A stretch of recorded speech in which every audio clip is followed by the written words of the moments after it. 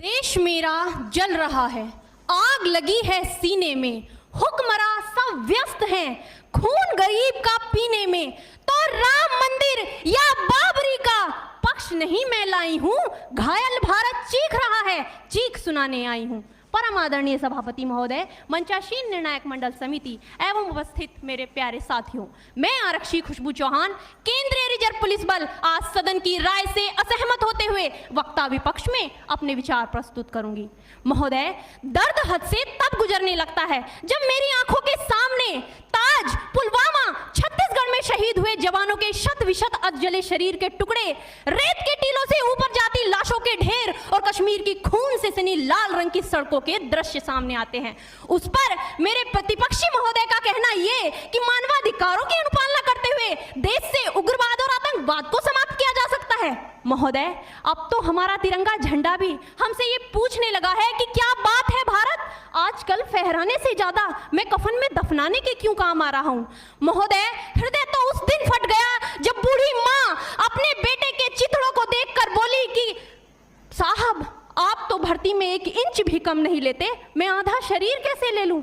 महोदय, आज इन मानवाधिकारों के कारण इन आतंकियों के बंगलों की आकाओं की नाकफनी हंसती है और शहीद हुए हमारे जवानों के आंगन की तुलसी रोती है। जब एक शहीद हुए जवान की विधवा की वेदना चीख चीख कर ये कहती है कि प्यार भी भरपूर गया, मांग का सिंदूर गया, नन्हे नौनिहालों की लंगोटियां चली गई, छोटी छोटी बेटियों की चोटियां चली गई और आपके लिए तो एक आदमी मरा है साहब, मेरे घर की तो रोटियां ही चली गई।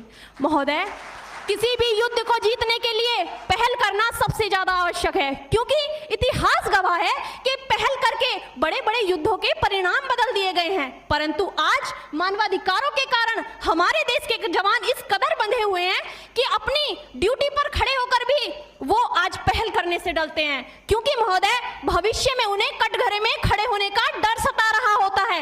वो ये जानते हैं कि चाहे एक उग्रवादी की राइफल से निकलने वाली गोली को ये तय करना पड़े या ना पड़े कि वो किसे लगेगी, लेकिन हमारी राइफल से निकलने वाली हर गोली को ये निर्णय लेना पड़ता है कि चाहे वो किसी निर्दोष को लगे, दोषी को लगे या ना लगे, परंतु किसी निर्दोष को नहीं लगनी चाहिए। यदि ऐसा हुआ तो ना तो ये समाज हमें छोड़ेगा, ना ही तिल का ताड़ बनाने वाली ये मीडिया हमें छोड़ेगी। और महोदय, मानवाधिकार के तले किसी जवान को दबाकर युद्ध के मैदान में छोड़ देना कोई वीरता नहीं, एक आत्महत्या है। क्योंकि महोदय, फूल को श्रृंगार दो ये मुमकिन नहीं और एक वीर को झनकार दो ये मुमकिन नहीं। जो हाथ बांध दे सेना के, ऐसे मानवाधिकार का पालन संभव नहीं।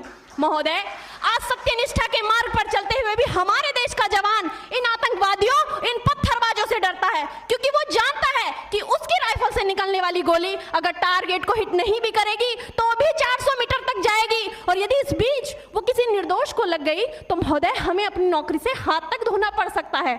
और महोदय, अपनी नौकरी को बचाने की खातिर एक जवान आज ये सोचता है कि चाहे सांप मरे या ना मरे, परंतु लाठी नहीं टूटनी चाहिए, क्योंकि आज हमारे देश के हालात कुछ ऐसे हो गए हैं कि चिरागों को हवाओं में उछाला जा रहा है, हवाओं पर भी रोब डाला जा रहा है। अरे हम ही तो बुनियाद है आंतरिक सुरक्षा की, और आज हमें ही नौकरी से निकाला जा रहा है।